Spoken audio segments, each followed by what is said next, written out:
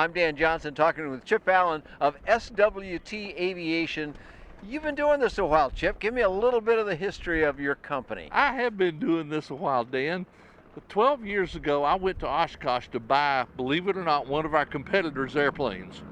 And the salesman made me so mad that I went walking around Oshkosh looking for something else. And I stumbled across Cubcrafters. And a fairly new operation. The company was not new, but the company wasn't, but building the LSA airplanes, part of it the was LSA brand new. part was brand new.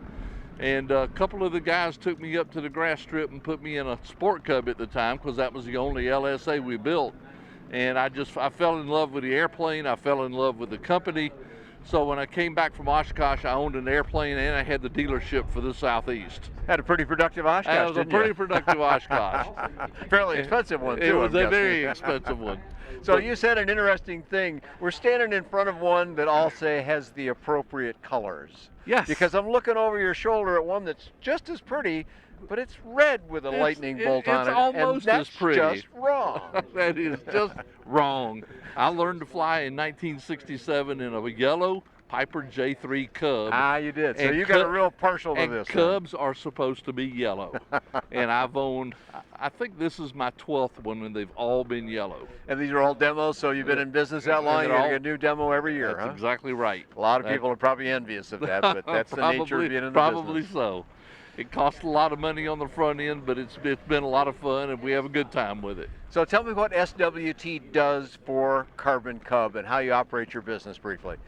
I started SWT Aviation about 15 years ago because I had one of these lawyers that felt like you ought to have firewalls between all of your businesses.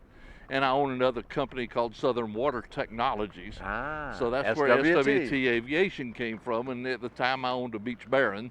So that was my Baron company. I see, and okay. So it became very easy once we reached an agreement with Cubcrafters just to roll the airplane sales business into SWT Aviation. All right.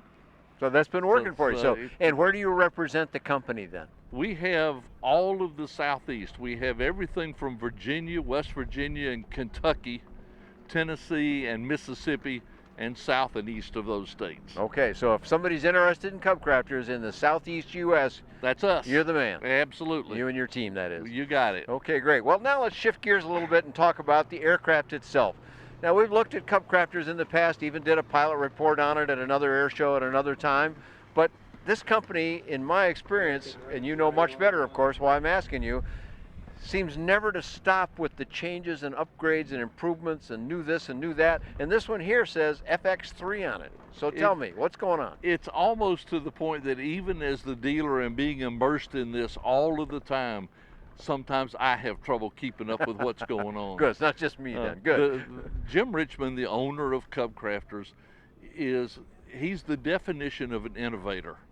Jim started out life he started out life in the home insulation business and decided one day that he wanted to rebuild a Super Cub. So he went to Alaska, because there are more wrecked Super Cubs in Alaska than anywhere else in the country. I believe it. He bought a wrecked Super Cub, came back to Yakima, and ended up selling the airplane before he got home. So he turned around. Right. So he turned around and went back to Alaska, and he bought two more, and he came back and he sold one of them right off. And the second one he sold to a gentleman in Yakima who then hired him to rebuild the airplane. And that was the start of Cubcrafters. And Cubcrafters, up until about 2002, didn't do anything but restore Super Cubs. Okay. So in the advent then, in 2002, we were about 2 years away, although we didn't know it then, but we were about 2 years away from light sport. That's exactly right. And that evidently gave Jim the entree that he needed to go, hey, we can do more than just restore these troubled ones that he got from Alaska and elsewhere and do something completely fresh. Jim knew from some guys that were involved with the ASTM that this whole light sport deal was in the works. And literally 2 years before it ever hit, Jim's brain was running 100 miles an hour trying to figure out how he could make a Super Cub be a light sport airplane. And it became very obvious that there was no way to do that because of the inherent empty weight of a Super Cub. So we started Yeah, that's out, like an 1,800-pound gross weight or some number like that. 1760. Okay, so that's Exactly pretty close. right. So obviously well out of the LSA range as it was just being forecast and turned out to be at that time. So what did he do? So he went to his engineering department. We've always had an engineering department. Cubcrafters owns 50 STCs for Super Cubs. So these guys have been doing a lot of engineering. And basically his edict to engineering was, I want you to start with a clean piece of paper.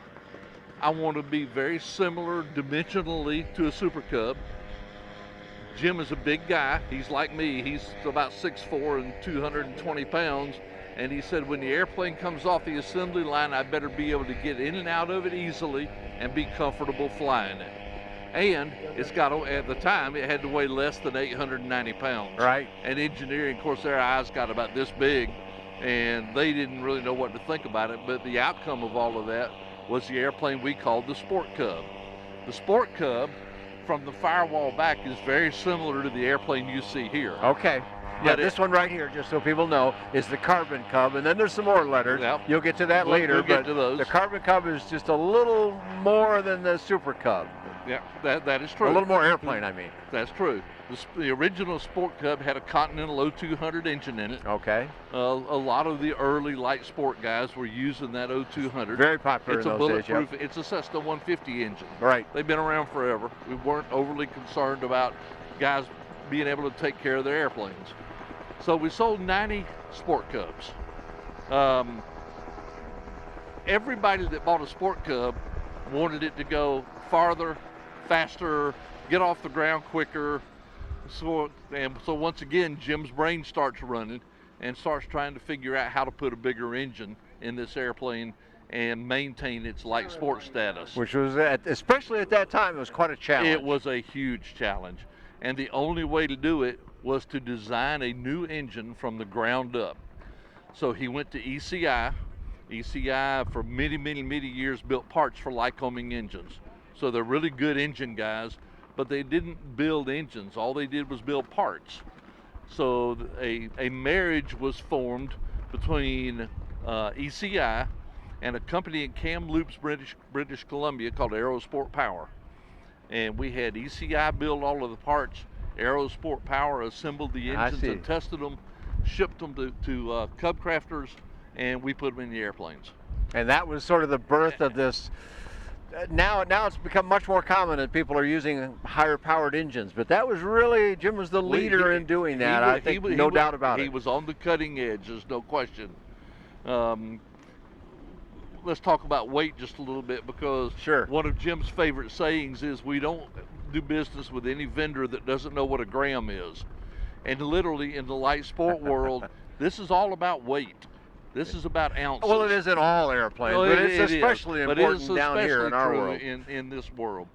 And so we took the magnetos off the engine and threw them in the trash can and put dual electronic ignitions in it. We got rid of the old cast iron oil sump that all of the old Lycoming engines used that weighed 12 pounds, and fabricated an aluminum oil sump that weighs 1.2 pounds. Wow. And ended up cutting about 40 pounds off of the weight of the engine. Just the engine, okay. And we got rid of the 7-to-1 compression ratio pistons and put 9-to-1 compression ratios in it.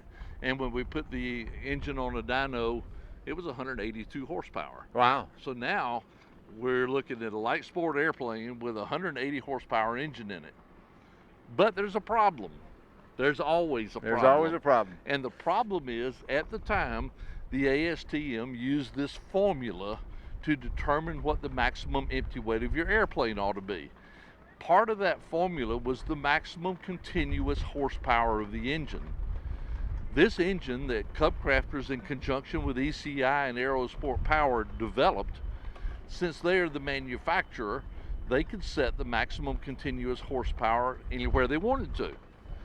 If you look at any of these airplanes, these Carbon Cubs, Sport Cubs, they all have a little placard that says, at this altitude, you're limited to this RPM. And the reason for it is, we have an 80 horsepower maximum continuous horsepower. Whoops. And the maximum continuous horsepower doesn't have anything to do with the engine. It has to do with that piece of paper that says light sport airplane. Yeah, right. So, Okay, so that's how we got to the 180 horse engine. We built 90 of the Sport Cubs with the O200s in them. Everything we've built since then has got a 180 horse engine in it. what have you seen change about the airplane that you found interesting? Not every detail, but the highlights. Probably the biggest change that I've seen is the continuing use of carbon fiber in the manufacture of the airplane. Hence the name Carbon Cub. Hence the name of the Carbon Cub. We have avoided using carbon fiber in anything structural. We're not Boeing, so we're not quite there yet. But any place that we can save a little bit of weight, we went to carbon fiber. Prop spinner, cowling, the pilot seat, the cabin door, the cockpit liner from the firewall back into the baggage compartment, sidewalls, wingtip bows out in the wingtips, the secondary longerons down the fuselage. These parts are all carbon fiber. Just to save weight. And we saved when we weight for strength anyway. Right. When we made that change, we cut 26 pounds out of the empty weight of the airplane. Wow. So it was a big deal. So that was Super Cub to Carbon Cub made those series of changes. Exactly. Okay. And we're still because you added extra weight in the engine, you had to keep trimming somewhere else. Had to trim you had to somewhere stay within else. those numbers. You got to make the numbers. We're still engineering has ongoing projects. We're looking at putting carbon fiber spars in the airplane. We're looking at putting carbon fiber struts on the airplane. All the same mission again, to keep that weight down. It's all about weight. While having good strength. Carbon fiber is very strong, stronger than steel, lighter than that's what they say. Fiberglass and like that. I'm not sure I'm quite ready to fly one of these with a carbon fiber spar in it, but if Cubcrafters Engineering says it'll go, I'll go. Well, it works in some other airplanes. I'm sure they can figure that out. Okay, so a lot of great stuff about the airplane, but it's still basically a Cub. It's still, although a high-powered Cub and one that flies very well and it's a beautiful deluxe finish inside. But it still flies like a Cub, doesn't it? It does. Surprisingly, one of the things that people are very surprised to learn about this airplane is it actually has a Super Cub wing. Oh, it does? It's built differently, but it is the exact airfoil.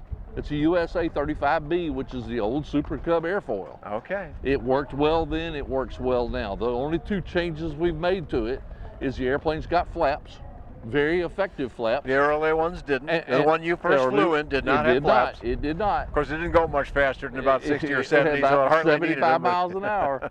And the airplane has full span vortex generators on the leading edge of the wing. Okay. And the combination of flaps and vortex generators are what allow us to fly this airplane at 30 miles an hour. Which is what a lot of people probably enjoy doing. Going fast is not what you try and do in this aircraft. Going slow is kind of what you're trying to do. This is a low and slow airplane. Beautiful. A lot of the customers that we have that are buying this airplane are older guys that are reaching retirement. They've been flying Bonanzas and Barons and Cirruses, and they just want to slow down the pace of life. Money's not an object to them. They just give me something that I can go out late in the afternoon and watch the sunset. Cool. And we sell a lot of them just to that profile. Well, you've all done very well. As you know, I think on my website, I keep track of the ranking of LSA producers. I don't go beyond that, in airplanes only, but we've watched Cubcrafters just move up and up and up that list. And last year, Cubcrafters ended up in the #1 slot. So good job over many years. Now you want to hear the problem? Yes. Our entire 2018 production is sold out. We are selling delivery positions right now in April of 2019. Well, I understand if I wanted to buy one, that might not be such great news, but I think it's great news because it suggests the company is healthy, going to continue. It's a growing company. Keep all those employees working, and you know, sorry if you didn't get in on one earlier. The good news is there's probably some used ones out there, something like that you could go to. You couldn't wait. This has had an interesting impact on the used Carbon Cub market. I'm sure. In a way, it's good for that. As little as 3 months ago, there were probably 8 or 10 used Carbon Cubs on the market. I think there's 2 today. Is that right? So they get snapped up pretty quick. We're cleaning out the used Carbon Cub market, and that's good. Well, that makes it a good investment. That's good for all of us. You buy this aircraft, odds are you're going to sell it easily when you get ready to sell it. And it's also helping to keep the wholesale value of the used airplanes up. A lot of great information, Chip. Let's wrap it up here by you giving me a website address where we want to send people who say, man, I've been thinking about this. Maybe this conversation here put them over the top. They want to order, or they just want to find out more. Where do we send them on the web? Cubcrafters has spent a ton of money at www.cubcrafters.com, and we have more information there on all of our different airplane models than anywhere else. And we can also find SWT Aviation through that? Yes, sir. Okay. Absolutely, and vice versa. Excellent. Lots of information about Cubcrafters and all sorts of affordable aviation available on buydanjohnson.com. Thanks for joining Chip Allen and myself here at Sebring 2018. Dan, thank you, sir. Always nice talking to you. My pleasure.